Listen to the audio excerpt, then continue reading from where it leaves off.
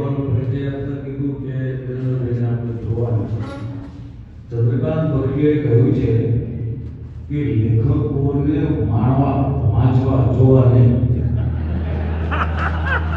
કારણ કે લખતા હોય જુદા અને દેખાતા હોય જુદા. આમાં અનુભવ મારો બહુ એડિટ કે હું 25-30 વર્ષની ઉંમરનો હતો. ગુજરાત સમાચારમાં મેં હું તો જર્નલિસ્ટ હતો, પત્રકાર હતો, પણ હું ટૂંકી વાર્તાઓ પણ લખતો હતો. એ જાન્યુઆરી વાર્તાઓ વાંચે તો વાર્તાઓ વાંચ્યા પછી કોલેજની યુવતીઓ મારી પાસે આવે મને કે અમારે દેવેન્દ્ર પટેલને મળવું છે. એટલે મેં કીધું હું જ છું.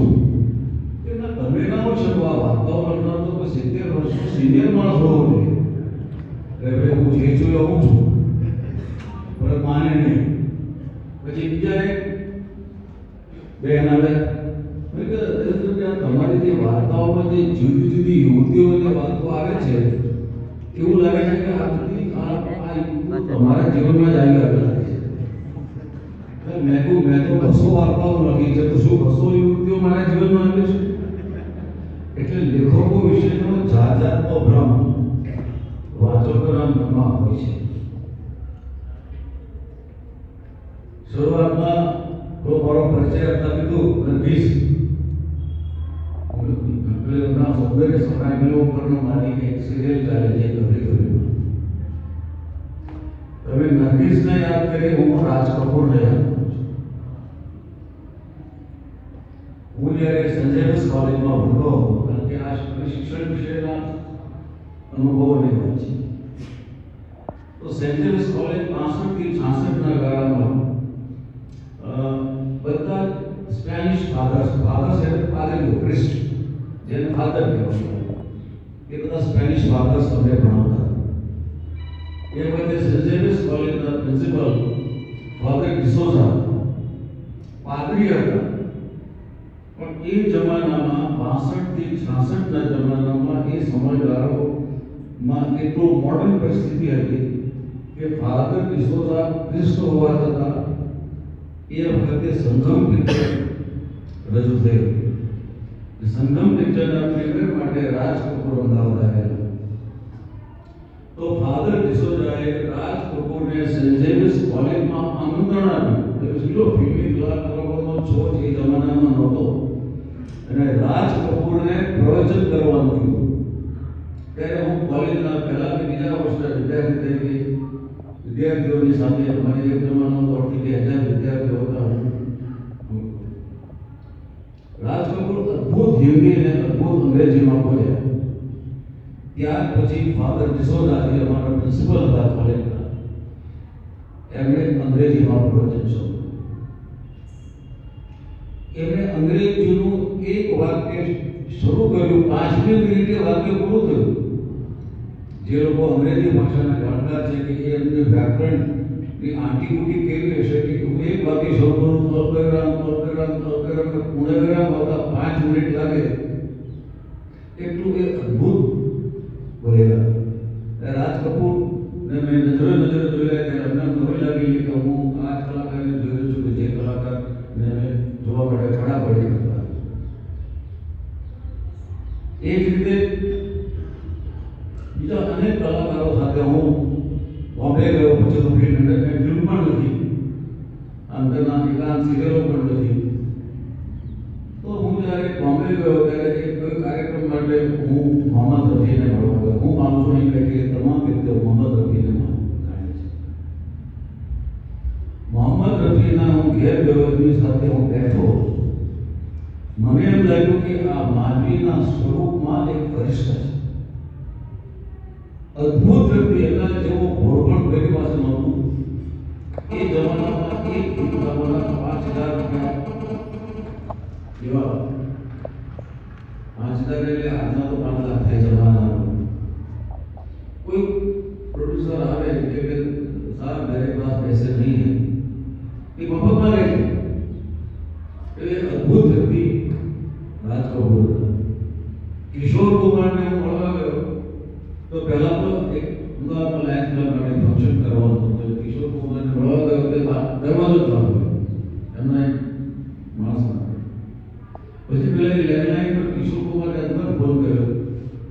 कि साहब ये तो 6 एमडी वाली बात है कि તમે એક નાઈટ આવશો તો 1 લાખ રૂપિયા અંદર બાણું ખોલે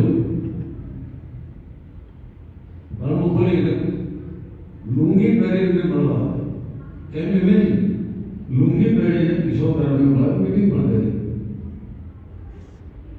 ત્યાર પછી ઘણા વર્ષો પછી દેવાનંદ અમદાવાદમાં આવ્યા એ વખતે તો હું ગુજરાત સમાચારના પત્રકાર હતો અને દેવાનંદ અમદાવાદમાં મેં તો એની ગાઈડ ફિલ્મોથી પ્રભાવિત હતા મેં કલ્પના નહીં કરેલી કે હું આ બધા કલાકારોને પર્સનલી મળીશ દેવાનંદનો હું ઇન્ટરવ્યુ કરવા ગયો હું એમને પૂછવા માટેના 10 પ્રશ્નો લખીને ગયો હતો એમણે મને 20 પ્રશ્નોના જવાબ આપ્યા જે મેં પૂછ્યા હતા એક અદ્ભુત વ્યક્તિત્વ જેને આપણે અંગ્રેજીમાં ડાયનેમિક પર્સનાલિટી કહીએ અને જ્યારે વર્ષોથી દેવાનંદ મને ઓળખતા હોય એ રીતે મને કે દેવેન બોમ્બે ગયા તો જરૂર મિલના ઘર पे आना કેમ ઇમેજિન એક જેટલી બહારની વ્યક્તિઓ વિશે જુદી જુદી છાપ હોય છે અને એ તમે જ્યારે મળો અને પછી લેન્ડલાઈન નંબર પણ બનાવ્યો તો કે હું પછી ગયો નહીં મળો ત્યાર પછી મારી કદી મુલાકાત નથી પછી એની એક વખતે અમિતાભ બચ્ચન અમદાવાદમાં આવ્યા એ વખતે અલ્હાબાદથી એ પાર્લામેન્ટના સભ્ય તરીકે ચૂંટાયા અને કોંગ્રેસનું એ વખતે જબરદસ્ત તાકાત રાજીવ ગાંધીના અમિતાભ બચ્ચન અને જયા બચ્ચન અમદાવાદમાં કોઈ દુષ્કાળગ્રસ્ત વિસ્તારમાં મુલાકાત તો એ વખતે દિલ્હીમાં કોંગ્રેસના નેતા અહેમદ પટેલ મારા બહુ જ પ્રિય મિત્ર હતા એટલે મેં અહેમદભાઈને કીધું કે અહેમદભાઈ મારે અમિતાભ બચ્ચનનો ઇન્ટરવ્યૂ કરવો છે એમણે મને કીધું કે ચૂપચાપ તમે સરકારી હોસ્પિટલ આવી જાઓ અને ગાડીમાં બેસી તો પહેલેથી કહીશું તો એ ના પડશે અમિતાભ બચ્ચનની ગાડીમાં સિક્યોરિટી ડ્રાઈવર પાછલી સીટમાં અમિતાભ બચ્ચન વચ્ચે હું અને બાજુમાં જયા બચ્ચન અમિતાભ બચ્ચને 10 પ્રશ્નો પૂછ્યા એમાંથી એણે 5ના સવાલનો જવાબ આપ્યો શું મહાનાયક એક્ટર તરીકે આજે પણ એની કોઈ કમ્પેરિઝન નથી અને જે પ્રશ્નો મેં અમિતાભ બચ્ચને પૂછ્યા હતા એના સરળતાથી જવાબ જયા બચ્ચન આપ્યા જેમને મેં પૂછ્યા એટલે લેખકો અને કલાકારોને ખાલી માણવા વ્યક્તિગત રીતે એમના જીવનમાં બહુ પ્રવેશ કરવાની જરૂર નથી આગળ પ્રશ્નો નહીં હવે આ તો મેં તમને અનુભવોની વાત કરી જે અનુભવ તમે તમારા બાળકો સાથે પણ શેર કરી શકો આપણે હિંમતનગર મેં હેમા માલિની હતા રાજીવ કુમાર ગુપ્તાએ કોઈ ફંક્શનમાં બોલાવેલા એક વખત આપણા કલેક્ટર એટલે હું ફંક્શનમાં ગયો એટલે હેમા માલિની સાથે ઓળખાણ કરી बोले हमारी नमस्ते मैं देवेंद्र हूँ धर्मेंद्र नहीं हूँ तो मैं जानते हो आगे पर जो કરી શકતા અને નિર્દોષ એટલે આ બધી વ્યક્તિઓનો પરિચય આ રીતે થયો હવે સવાલ એજ્યુકેશનની બાબત આ પણ એક ટાઈપનું શિક્ષણ છે લર્નિંગ પ્રોસેસ નેવર એન્ડ્સ તમારા દરેક વ્યક્તિ પાસેથી કોઈને કોઈ રીતે કશું શીખવાનું હોય છે ડૉક્ટર એપીજે કલામ આપણા દેશના રાષ્ટ્રપતિ વૈજ્ઞાનિક હતા મિસાઇલ મેન હતા રાષ્ટ્રપતિ હતા ભારત રત્ન પણ હતા એક વખતે એપીજે કલામ સાહેબ અમદાવાદમાં ઇન્ડિયન ઇન્સ્ટિટ્યૂટ ઓફ મેનેજમેન્ટમાં પ્રવચન કરવા માટે કે જ્યારે પ્રવચન કરે ત્યારે સૌથી છેલ્લી એ વાત કરે તમે બધા આજે તમારે ઘેર જાઓ વિદ્યાર્થીઓને કહે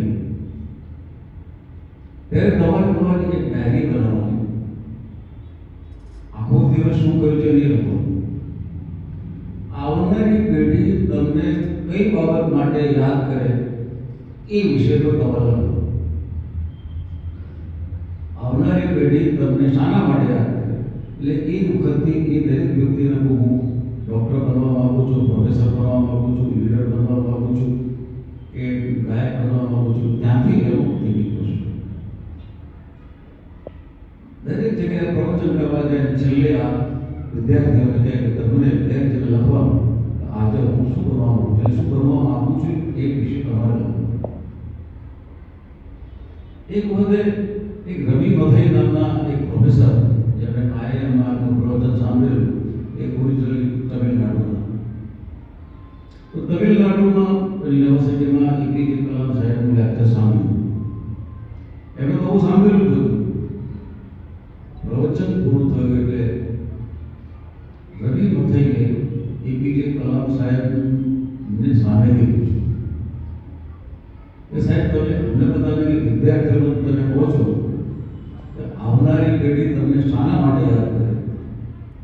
હવે આ પ્રશ્ન હું તમને પૂછું છું.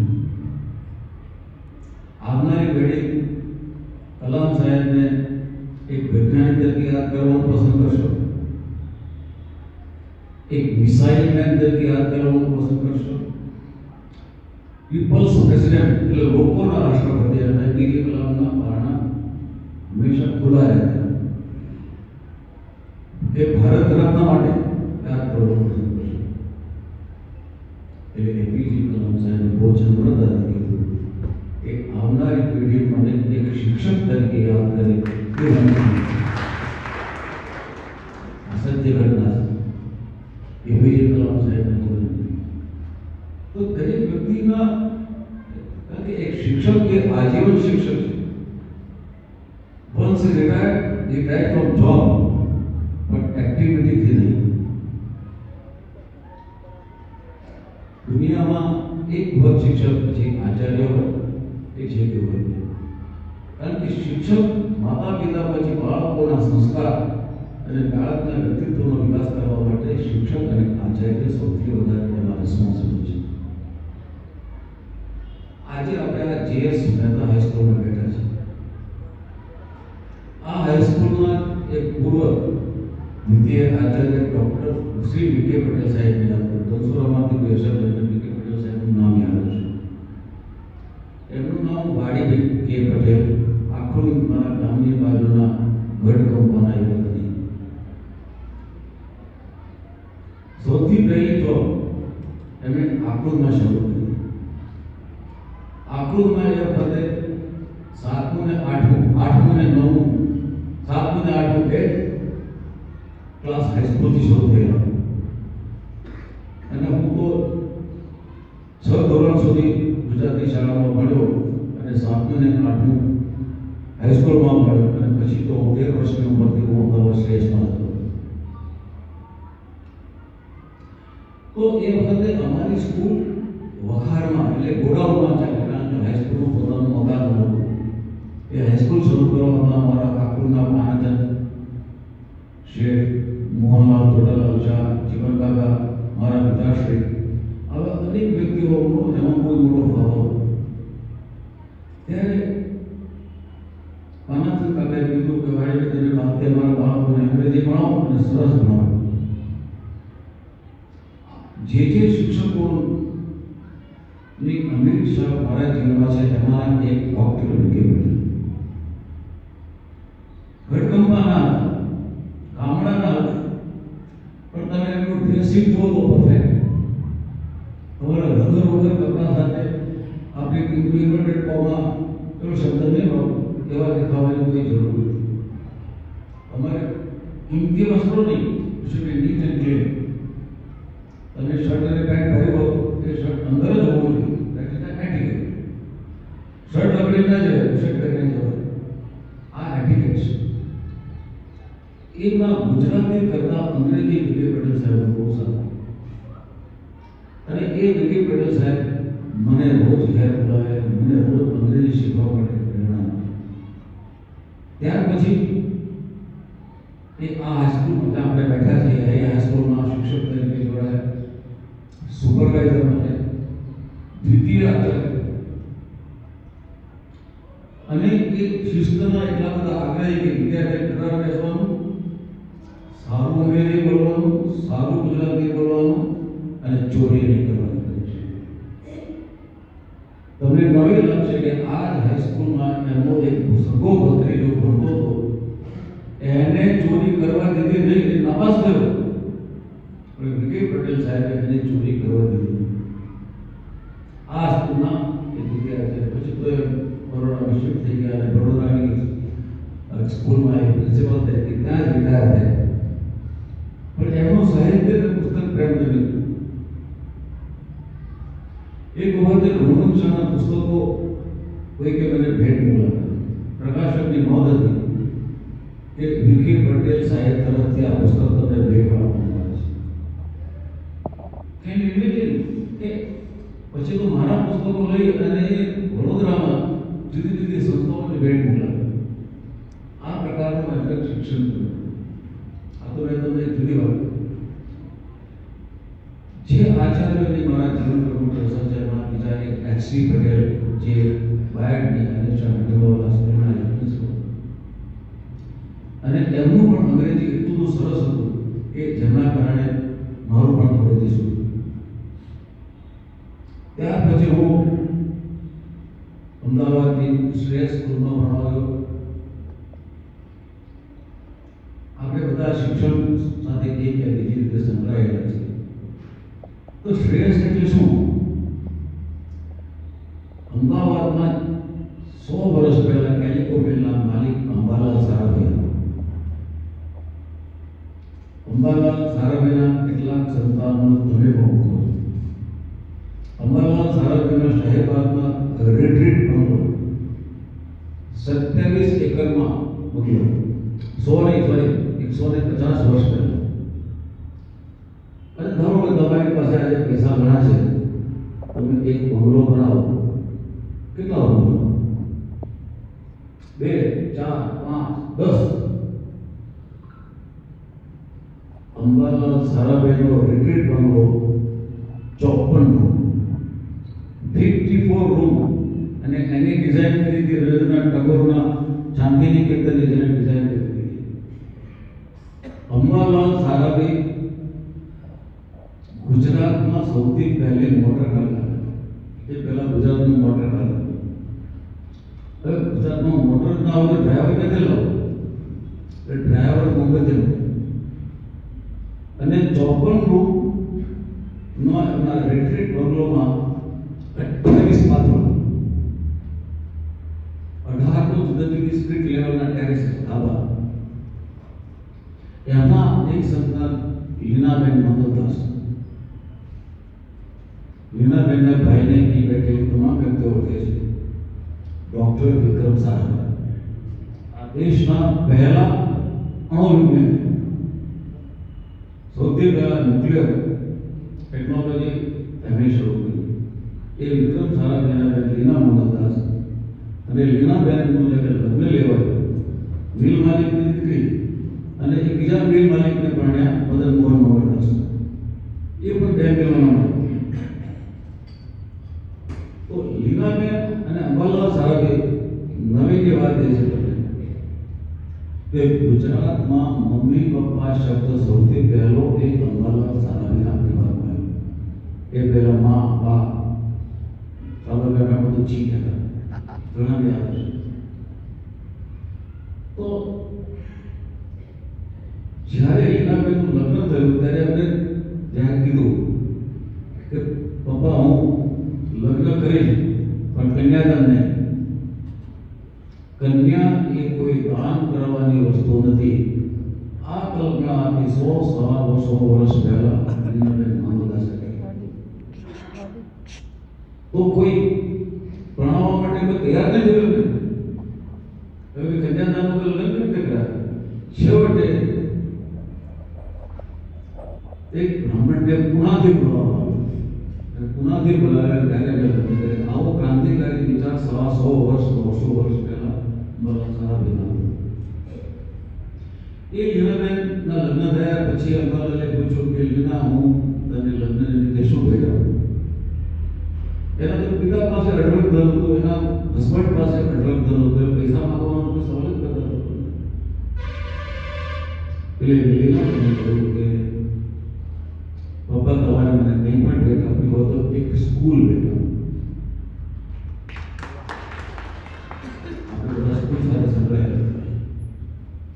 અને લીનાબેન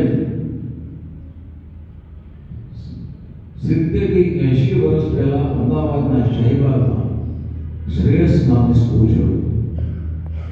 શ્રેયસ આ સ્કૂલમાં બધા મિલ માલિકોના બાળકો ભણે અને 1959માં મારા પિતાએ મને શ્રેયસ સ્કૂલમાં ભણવા મૂકવાની હિંમત કરી.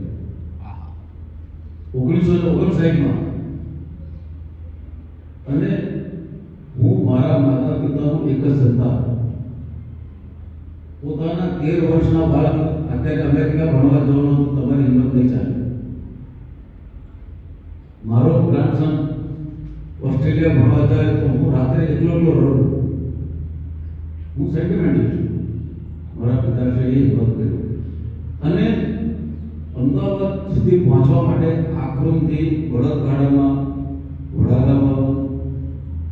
વડાગામથી બસમાં બેસીને તલોદ જવાનું, તલોદમાંથી ટ્રેનમાં બેસીને અમદાવાદ જવાનું, અમદાવાદથી મ્યુનિસિપલ બસમાં બેસી અને શ્રેયસમાં જવાનું.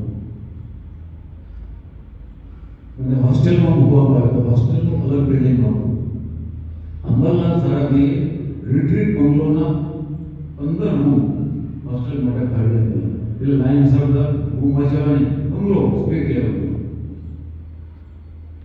અને બધા તેને 15-17 વિદ્યાર્થીઓ હોસ્ટેલમાં. આપ સૌ શિક્ષક સાથે સંકળાયેલા છો, આપની કલ્પના નહીં. Boys and girls mix hostel તમે આજ સુધી કંઈ જોઈ? છોકરા છોકરીઓની ભેગી હોસ્ટેલ. શ્રેયસ એ જમાનામાં છોકરા છોકરીઓની ભેગી હોસ્ટેલ, મિક્સ હોસ્ટેલ. એક રૂમમાં આપણા ઘરમાં થઈ રહેતો, બીજા રૂમમાં બેન રહેતો. એ રીતે અમે 15 છોકરા છોકરીઓ એ હોસ્ટેલમાં હતા અને દરેક અમારો જે બેડરૂમ હતો એ બેડરૂમ એટેચ બાથરૂમ હતો. એટલે જનરલ બાથરૂમમાં માટે જવાનું. સવારે સાથે ઉઠવાનું, સાથે જમવાનું, સાથે નાસ્તો કરવાનો, સાથે રમવાનું. અને આજ સુધીના ઇતિહાસમાં છોકરા છોકરીઓની મિક્સ હોસ્ટેલ હોવા છતાં કોઈ છોકરો છોકરીને લઈને ભાગી ગયો હોય, છોકરી છોકરાને લઈને ભાગી ગયો હોય એવી આજ સુધી એક પણ ઘટના ઘટી નથી. બધા સગા ભાઈ બહેન છે. આજે તો મારા સામેના શ્રેયસમાં ઓછા છે. એ જમાનામાં જવાહરલાલ નહેરુ વડાપ્રધાન અને નહેરુ જ્યારે અમદાવાદ આવે ત્યારે એ હંમેશા રિટ્રીટમાં જમવા અંબાલાલ સાહેબ હતા. મેં બાલ્કનીમાંથી નહેરુને રિટ્રીટમાં આવતા જોયેલા છે. પછી નહેરુ શિક્ષણ રહ્યા. એમણે ડિસ્કવરી ઓફ ઇન્ડિયા પર લખી. આપણે રાજનીતિની જતા નથી કરી. ઇન્દિરા ગાંધીને લખેલા પત્રો પ્રિયદર્શિનીના પત્રો તરીકે પણ જાણીતા છે.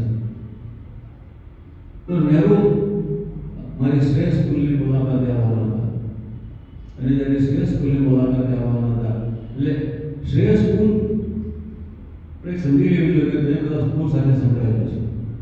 કારણ કે હવે તો પછી હાઈસ્કૂલમાં હતો 9મા 10મા. તો શ્રેષ્ઠ સ્કૂલમાં ઓરડા ખરા એક ક્લાસમાં 12 થી વધારે વિદ્યાર્થીઓ રહે. એટલે દરેક શિક્ષક દરેક વિદ્યાર્થીને વ્યક્તિગત રીતે જાણે અને શાંતિનિકેતન એટલે પ્રાકૃતિક વાતાવરણમાં તમને ભણવામાં આવે. રવિન્દ્રનાથ ટાગોર એટલે લીનાબેન રવિન્દ્રનાથ ટાગોરને કોઈ મળી આવેલા. રવિન્દ્રનાથ ટાગોર અમદાવાદ આવે તો એ પણ રિટ્રીટના બંગલામાં.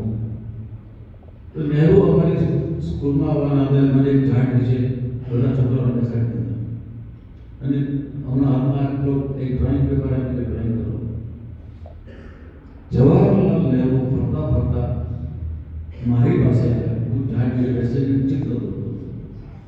એટલે મારા હાથમાં ચિત્ર લીધું, જોયું અને નહેરુ જે મને કહ્યું કે આપને બનાયા है. એક વડાપ્રધાન એક 13-14 વર્ષના વિદ્યાર્થી માટે આપ શબ્દ વાપરે છે. અમારા ગામમાં તો અમને ભાવતા સાહેબ દેવા it's a matter of પક્ષ હું નહેરુની નીતિઓની વખાણ નથી કરતો, પણ આ નહેરુ સાથેના મારા અનુભવોની વખાણ કરું છું. જીવનનું ઘડતર માત્ર ને માત્ર ક્લાસરૂમમાં થતું નથી, ઇવન આઉટસાઇડ ક્લાસરૂમ પણ થાય છે. 1+1=2 એ આકૃતિ સ્કૂલમાં ભણાવવામાં આવે છે, ધનસરાની સ્કૂલમાં ભણાવવામાં આવે છે, કેમ્બ્રિજમાં પણ ભણાવવામાં આવે છે અને અમેરિકામાં પણ ભણાવવામાં આવે છે. ડિફરન્સ શું છે? એટમોસ્ફિયર. શિક્ષણ માત્ર પુસ્તકોમાં નથી, એન્વાયરમેન્ટમાંથી પણ લેવાનું હોય છે. એટલે રોજ ચિંતા રાખવી જોઈએ. એક વખતે ઇન્દિરા ગાંધી અમદાવાદ આવ્યા. હવે જે ઇન્દિરા ગાંધીએ આ દેશમાં ઇમરજન્સી નાખી હતી, પ્રેસ સેન્સરશિપ નાખી હતી, ઇમરજન્સીનો વિરોધ કરનારા 25,000 માણસોને જેલમાં પૂર્યા હતા, પછી હાર્યા, પછી ફરીથી પાછા આવ્યા અને એ અમદાવાદ આવ્યા. એટલે મેં વિચાર કર્યો કે મારે ઇન્દિરા ગાંધીના ઇન્ટરવ્યૂ કરવું છે. દિલ્હીમાં અહેમદ પટેલ મારા પ્રિય મિત્ર હતા, એટલે મેં અહેમદ પટેલને વિનંતી કરી કે અહેમદભાઈ મારે ઇન્દિરા ગાંધીના ઇન્ટરવ્યૂ કરવો. મેં કે ચૂપચાપ કાલે સવારે 9 વાગે અમદાવાદ સર્કિટ હાઉસમાં આવી જાઓ. સર્કિટ હાઉસમાં ગયો. છેલ્લી ઘડીએ અને ઇન્દિરા ગાંધીની કારમાં એમની બાજુની સીટમાં બેસાડી દીધો. વિચાર કરો, આગળ ડ્રાઈવર, સિક્યોરિટી, ઇન્દિરાજી બાજુમાં હું, આગળ 10 ગાડીઓનો કાફલો, પાછળ 10 ગાડીઓનો કાફલો. આપણને તો એમની સાથે રસ્તામાં ફફડાટ થાય કે આ ઇમરજન્સી નાખી દે, પ્રેશર છે સીટ નાખી દે, આપણે બોલવામાં કંઈ ભૂલ થશે તો આપણને તો અંદર નહીં નાખી દે. બેઠો પણ અચાનક મેં જોયું કે જે ઇન્દિરા ગાંધી શક્તિશાળી નેતા પણ હતા, વિવાદાસ્પદ પણ હતા, એમની બાજુમાં એક પુસ્તક પડ્યું હતું, વિન્સ્ટન ચર્ચિલ. એક વડાપ્રધાન પણ બ્રિટિશ વડાપ્રધાનની આત્મકથા વાંચતા. હું બધા એજ્યુકેશનની વાત કરવાનો છું, મેં પોલિસીની વાત નથી કરવાનો. ગાડી આગળ ચાલી, ગાડી જેમ આગળ ચાલી એટલે એમને તો એક ડબ્બામાંથી ચણી બોર કાઢી, ये खाओ. मैं कहूँ मैडम मैं तो गांव से आता हूँ, गांव से मेरे गांव से बहुत ही चने बोल खा के आया है, अभी मुझे नहीं खाना है. गाड़ी आकर चली, मैंने वो बात की पूछो, बेटे मुझे और खाना है? मैं आगे वाले कार में बोल दूँ. एक माँ પોતાના દીકરાને પૂછતી હોય કે બેટા તને કઈ પૂછું ખાવું છે? આ પણ એક અભ્યાસ છે. બહારથી દેખાતી વ્યક્તિઓ અને એના અંતિમ બાબતોથી એ સાફ અલગ હોય છે. આવો બીજો અનુભવ આપણા વડાપ્રધાન નરેન્દ્રભાઈ મોદી સાથે. એ વખતે નરેન્દ્રભાઈ મુખ્યમંત્રી બનેલા નવા પછી આપણા આકૃતિની બાજુમાં આંબલિયારા ડેમ છે, ત્યાં ચેક ડેમ બનવાનો. એટલે ચેક ડેમના શિલાન્યાસ માટે નરેન્દ્રભાઈ આવવાના હતા. એ શિલાન્યાસ માટે એટલે મેં નરેન્દ્રભાઈને ફોન કર્યો કે નરેન્દ્રભાઈ તમે અમારા વતનમાં આવો છો, તમારું સ્વાગત છે.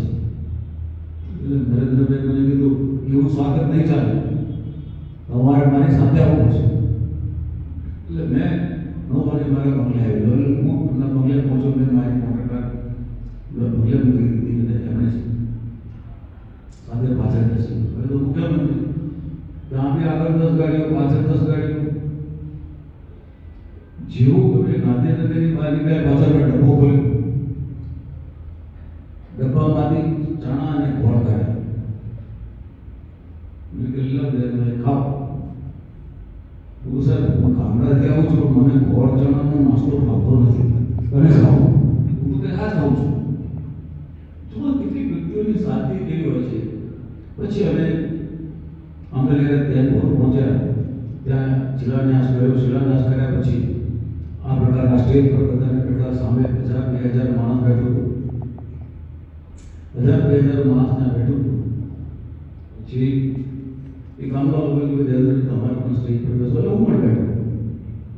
પછી બધાને ફૂલોના હાર આપતા આપતા એનાઉન્સ કરવામાં આવ્યું, હવે દેવેન્દ્રભાઈ ને પણ આપણે ફૂલોની માળા અર્પણ કરીએ છીએ ગણાવી. એટલે મેં કહ્યું કે ભાઈ હું તો આ ગામનો વતની છું, એનો વતની છું, મને તમારા ફૂલોના હારથી સ્વાગત નહીં કરવું જોઈએ. એટલે નરેન્દ્રભાઈ આખું ઓડિયન્સ સાથે એમ બોલ્યા કે જો દેવેન્દ્રભાઈ અમારી સાથે આવશો તો ફૂલોના હારથી પણ સ્વાગત થશે અને કોવાર પથ્થરોથી પણ સ્વાગત થશે. મેં કહ્યું સાહેબ મારે એમાંથી કહી દીધું. ત્યારથી પછી મેં રાજકારણમાં જવાનું કે મારે ઓળખ જોતા બફાઈ થઈ આપણે જાશીએ learning process it never ends. ક્યારે પબ્લિકમાં શું બોલું, શું નહીં બોલું, શું બોલું એ પ્રોબ્લેમ. હવે આ સૌ શિક્ષણ વ્યવસાય સાથે સંકળાયેલા છે. તો અચલા એપ્લિકેશન સાથે મોટા ઓફિસર છે. આજે પણ અમે વાત કરતા હતા કે આ દેશમાંથી અંગ્રેજો ગયા પણ અંગ્રેજી જ નથી. અંગ્રેજી અને બીજા શબ્દોને અંગ્રેજી ભાષાએ આપણને ઘણી બધી મોટી ભેટ આપી છે. અંગ્રેજોએ આપણને ટેલિફોનની ભેટ આપી, વેક્સિનની ભેટ આપી, પેનિસિલિનની ભેટ આપી, ટ્રેન કે લાવ્યા, રેલવે લાવ્યા, પ્લેન લાવ્યા, ટપાલ સિસ્ટમ પણ અંગ્રેજો જ લાવ્યા. હવે એમને જે શિક્ષણ સંસ્થાઓ સ્થાપી એટલે એમને કારકુનોની જરૂર હતી. એટલે કારકુનો માટે એ મેમરી ટેસ્ટ લેવાતા અને વર્નાક્યુલર ફાયદો થાય એ સ્કૂલનો શિક્ષક બને અને આગળ હોય તે હાઈસ્કૂલમાં જાય. એ બધું મેમરી ટેસ્ટ. આજે આપણી શિક્ષણ સિસ્ટમમાં માત્ર મેમરી છે. એટલે છોકરો આખો દિવસ રાત સુધી ગોમ કરે અને ગોખેલું પછી એમાં પામી. એ મેમરી ટેસ્ટ છે, ક્રિએટિવ ટેસ્ટ નથી. ક્રિએટિવ ટેસ્ટ કોને કહેવાય? તો હું જ્યારે સર્જરીમાં ભણતો હતો એ વખતે અમારી યુનિવર્સિટી આર્ટ્સમાં એક અંગ્રેજીની ટેક્સ્ટ,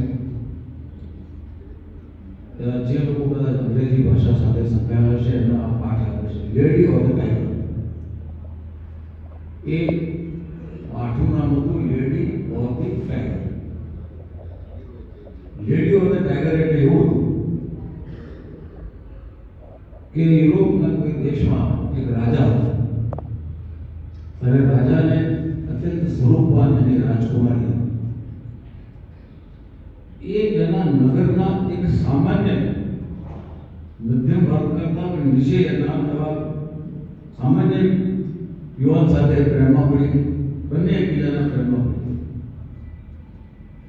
અને બંને એ લગ્ન કરવાનું નક્કી કર્યું. હવે એક રાજા એક સામાન્ય ઝોપડા જેવા મકાનમાં રહેનારા યુવાન સાથે પોતાની રાજકુમારી કેવી રીતે બનાવે? સ્વાભાવિક રીતે અસંભવ છે.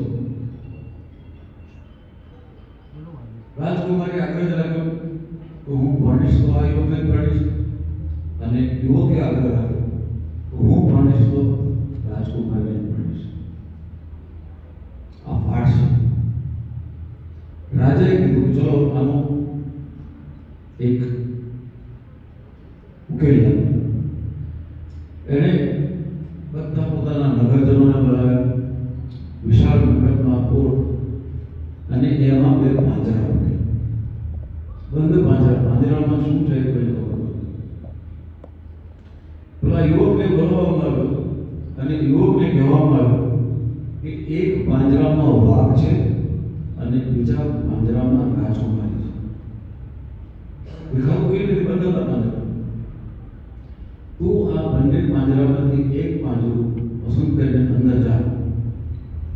જો વાઘ હશે તો વાઘ તને ફાડી કરશે, અને તું પાંજરું ખોલીશ અને એમાં રાજકુમારી છે તો એને હું તારી સાથે ભણાવીશ. વાર્તા અહીં અટકાવી દેવામાં આવે છે. Who came out from that box? Lady of the Tiger. પછી શું થયું એ ટેક્સ્ટબુકમાં લખવામાં નથી આવ્યું. એટલે યુનિવર્સિટીમાં દર વર્ષે એક પ્રશ્ન પૂછવામાં આવે બાળકને કે પાંજરામાંથી કોણ બહાર આવ્યું? લેડી ઓફ ધ ટાઈગર અને વાય. સવાલનો જવાબ વિદ્યાર્થી શરૂ કરે એટલે ક્રિએટિવિટી. વાઘ આવ્યો તો શાના માટેના કારણ, રાજકુમારી આવી તો શાના માટેના કારણ. એટલે એક ક્રિએટિવિટીનો test lady of the tiger નામના યુનિવર્સિટીમાં ભણાવવામાં આવતા પાઠ થતો. અત્યારે આપણે બધી સિસ્ટમ જે છે એ સિસ્ટમ એવી છે કે આપણે માત્ર ને માત્ર આખા દેશની કે ગુજરાતની છે ઓલ ઓવર ધ કન્ટ્રી કે નંબર ટેસ્ટ વાંચો, ગોખો, એને ઉલેચી નાખો. તમારા વધારે માર્ક આવ્યો તો તમે ફર્સ્ટ ક્લાસ ફર્સ્ટ, પણ ફર્સ્ટ ક્લાસ ફર્સ્ટ આવે એ હંમેશા બધા નથી. આપ સૌ આચાર્યો છો, આપને સૌને ખબર હશે કે ગાંધીજીના મેટ્રિકમાં માત્ર 40% ભર્યા અને છતાં પણ ગાંધીજી આ દેશના મહાત્મા બન્યા. ઇંગ્લેન્ડમાં એક છોકરો ભણતો હતો સ્કૂલમાં. એના શિક્ષકોએ એના પિતાને બોલાવી કીધું, આ છોકરો તોફાની છે, શું આવડતું નથી, એને કોઈ કારખાનામાં મજૂર કરી દો. એના પિતાએ સ્કૂલમાંથી વિદ્યાર્થી ઉઠાવી અને એ વિદ્યાર્થી મોટો થયો અને એ બ્રિટનનો વડાપ્રધાન બન્યો વિન્સ્ટન ચર્ચિલ, જેને બીજા વિશ્વયુદ્ધમાં હિટલરને હરાવ્યો. ત્રીજો દાખલો, અમિતાભ બચ્ચન ઓલ ઇન્ડિયા રેડિયોમાં એનાઉન્સર તરીકેની નોકરી માટે ગયા અને એમના અવાજ માટે એમને નાપાસ કરવામાં આવ્યા. એ અમિતાભ બચ્ચનનો 82 વર્ષની ઉંમરે આજે પણ અવાજ મંત્રમુગ્ધ કરે છે. અમિતાભ બચ્ચન. ગુલઝાર ઉર્દુમાં નાપાસ થયા અને હિન્દી ફિલ્મોના મોટામાં મોટા ગીત લેખક લિરિસિસ્ટ આજે પણ ગુલઝાર છે. આઇન્સ્ટાઈન જર્મનીનો એ યહૂદી હતા અને એને જર્મનીની એક ટેકનિકલ યુનિવર્સિટીએ પ્રવેશ આપ્યો નહોતો અને એ જ આઇન્સ્ટાઈને થિયરી ઓફ રિલેટિવિટી સાપેક્ષવાદ E = mc², જે થિયરી પરથી અણુબોમ્બ બન્યો. આઇન્સ્ટાઈને અણુબોમ્બ બનાવવા માટે આ થિયરી નહોતી. એમણે તો એટલી શોધ કરી કે તમે કોઈ પણ ચીજનો જેટલો સૂક્ષ્મમાં સૂક્ષ્મ પરમાણુ ભાગ એને તોડી નાખો, એમાંથી પ્રચંડ ઉર્જા થાય. એમાંથી ઇલેક્ટ્રિસિટી પેદા થઈ શકે છે અને એમાંથી બોમ્બ બની શકે છે. એમની થિયરીનો દુરુપયોગ કરીને અમેરિકાના ઓપનહાઇમરે અણુબોમ્બ બનાવ્યો, પણ આઇન્સ્ટાઈન ચાર હતા. એટલે એમણે પણ એમાં પ્રવેશ નહોતો કર્યો. એટલે જે લોકો એડમિશન નથી મળતા, કે જે લોકોને ઓછા માર્ક આવે છે, એને કદી ડિસ્કરેજ કરશો. શિક્ષક તરીકે, આચાર્ય તરીકે આ મારી કિંમત છે. ઘણા વર્ષો પહેલા અમેરિકામાં એક નાનકડું ગામ હતું, ટાઉન પણ ન કહી શકે, ચોસ વિલેજ, અને એ વિલેજમાં એક નાની સારી સ્કૂલ હતી. તો એક છોકરો મેં એના ટીચરે બોલાવ્યો. ટીચરે કહ્યું કે હું આ બંધ કવરમાં તને એક લેટર આપું છું, આ કવર તારે ખોલવાનું નથી, તારે વાંચવાનું નથી, તારે તારી માતાને આપવાનું છે. કારણ કે એને ખાલી મા હતી, પિતા નોકસર થઈ. લઈ ગયો, એની માએ કવર ખોલ્યું, વાંચ્યું. એટલા નાનકડા કિશોરે પૂછ્યું કે mom, what my teacher has wrote. એટલે એની મમ્મીએ કીધું કે બેટા, તારા ટીચરે તારા માટે એટલું સરસ લખ્યું છે કે તમારો દીકરો એટલો બધો હોશિયાર છે કે એને ભણાવી શકે એવા સક્ષમ શિક્ષકો મારી પાસે. કાં તો તમે એને ઘેર ભણાવો, કાં કોઈ મોટી હોશિયારની સ્કોપ આપી. એટલે એ માએ પેલા દીકરાને ઘેર ભણાવ્યો, મોટું થયો, બીજા મોટા શહેરમાં ગયો. શહેરમાં ગયા પછી આગળ વધ્યો અને એને તમે બધા ઓળખો છો, થોમસ આલ્વા એડિસન, જેણે વીજળીના બલ્બની શોધ, વીજળીની શોધ હતી, વીજળીમાંથી પ્રકાશ પણ આવી શકે છે, એનો એ બલ્બની શોધ એને કરી.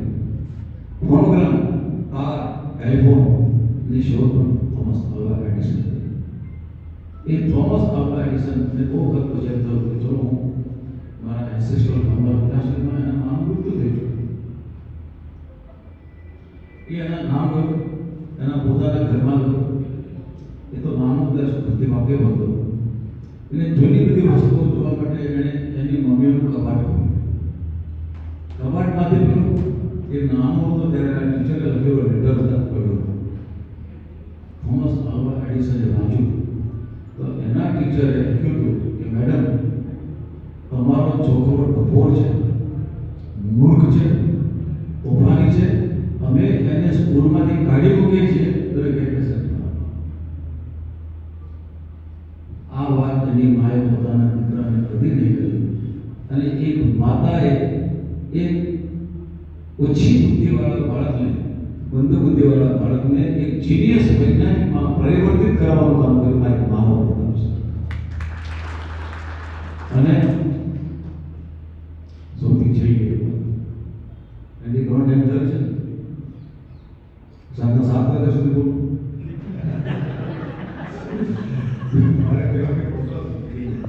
એટલે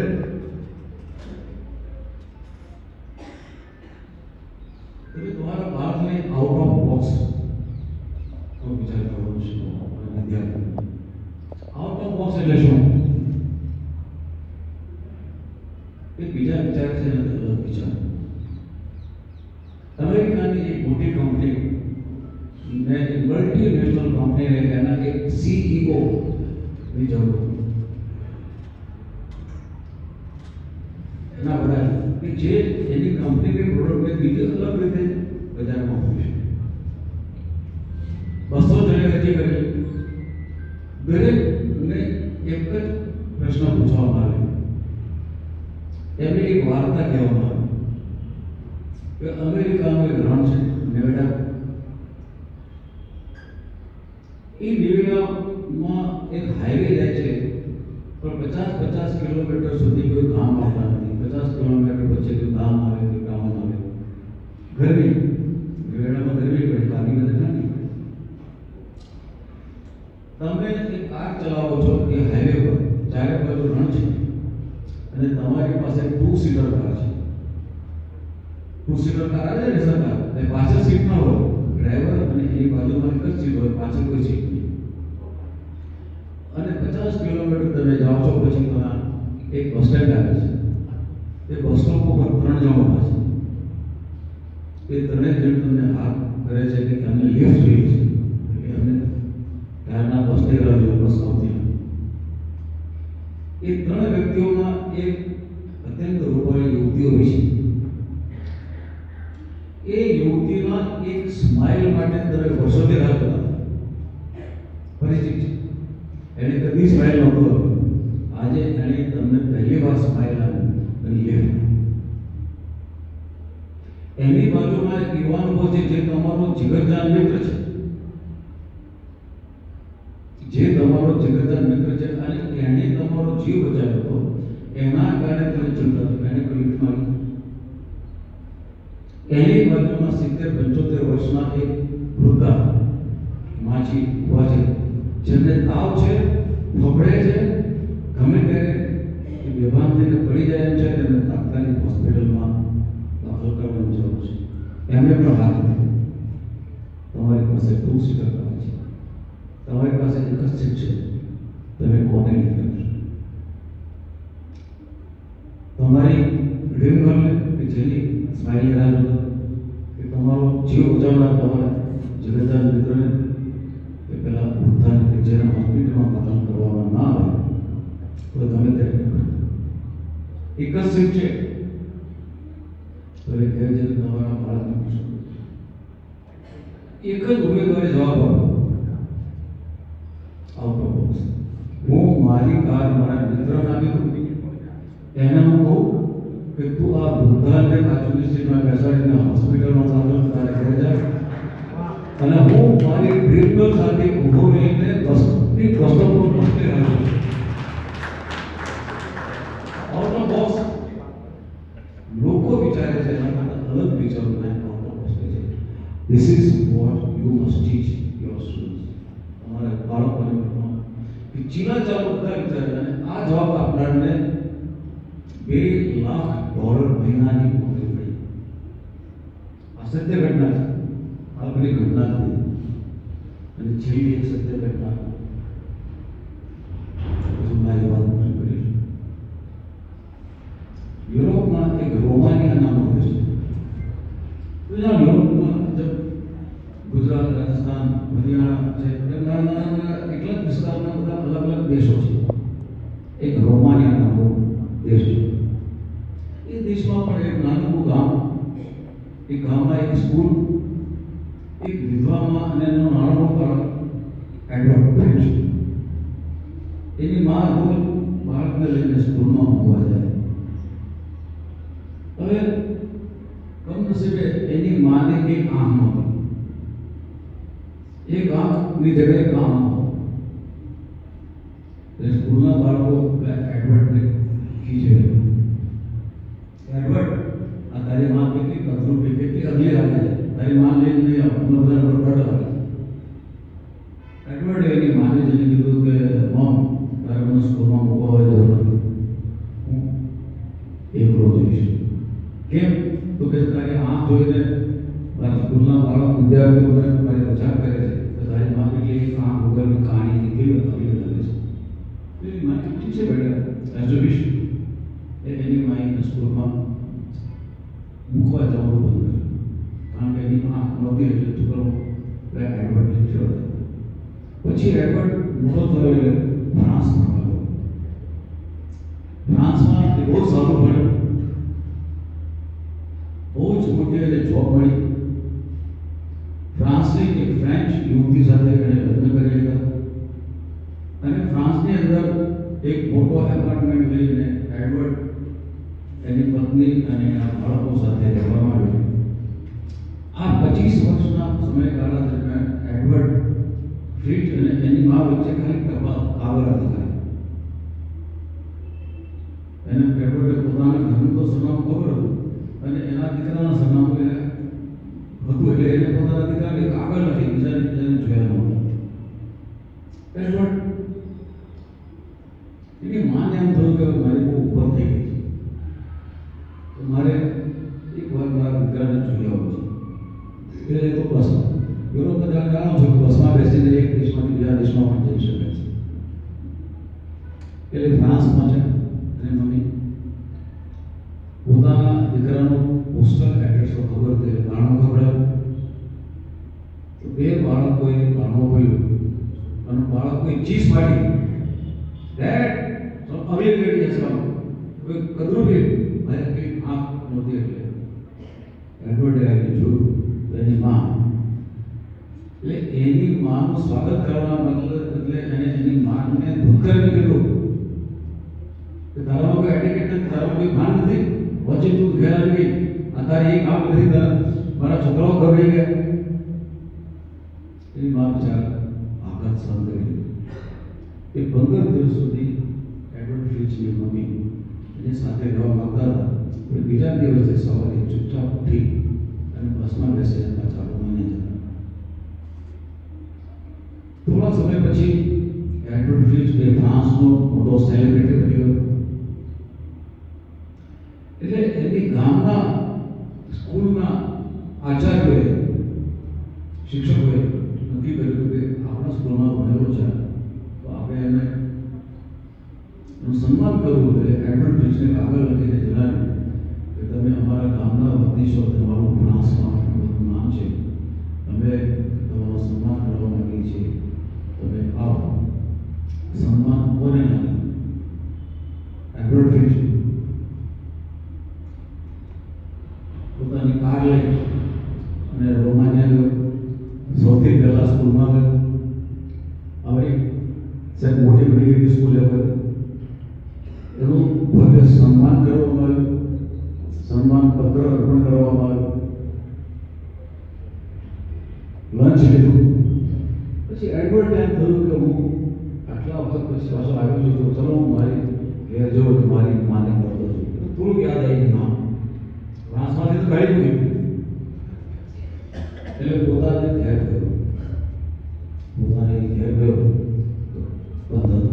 તે લોક એને બાજુ ઘર ખખડાયું, બાજુના ઘરને કાઢવાની મૂક કરી. એમાંથી પણ એક મોટી ઉંમરના એક લેડી મહિલા બહાર આવે. એડવર્ડે પૂછ્યું, એ બાજુમાં રહેતા હતા એ લેડી ક્યાં છે? તો એ કેમ?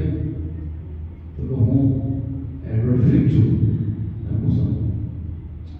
એટલે પેલા બાજુના પડોશી પહેલે કીધું કે mister flip, I am sorry, એમનું 2 દિવસ પહેલા અવસાન થયું છે અને હવે તમારે મોડું હોય તો કબ્રસ્તાનમાં છે એની ખબર નહીં. થોડુંક સહેમી ગયો. હું છેલ્લે મારી માને મળી ના શક્યો અને હું હંમેશા મારી માને ધૂકાવતો. પછી પેલા પડોશી મળે ફરીથી એને પૂછ્યું કે આર યુ રિયલી એડવર્ડ ફ્લિચ? તું ખરેખર એડવર્ડ ફ્લિચ છે? હા. વેટ, તારી માએ મને એક લેટર આપ્યો છે તને આપવા માટે. તારી માએ મૃત્યુ પહેલા મને આ લેટર આપ્યો હતો. કોઈ દિવસે મારો દીકરો મને શોધતો મળવા માટે આવે તો મારા દીકરાને તમે આ મારો લેટર આપજો. એડવર્ડ ફ્લિચે કાગળ વાંચવા માંડ્યો. કાગળમાં એની માએ લખ્યું, માય ડિયર સન, બેટા એડવર્ડ, હું તને બહુ જ પ્રેમ કરું છું, પણ જિંદગીભર મેં તને એક વાત કરી દીધી. તું જ્યારે નાનો હતો ને, તોફાન મસ્તી કરતા પડી ગયો હતો અને તારી એ આંખમાં ખીલો ઘૂસી ગયો. તારી એ આંખ ફૂટી ગઈ.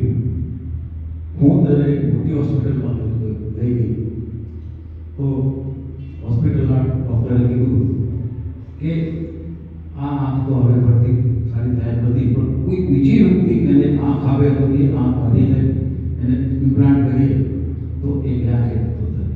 બેટા, મારી આંખ હવે તને આપી છે. મારી આંખ તારી આંખથી તું દુનિયા જોઈ છે એનો મને આનંદ છે.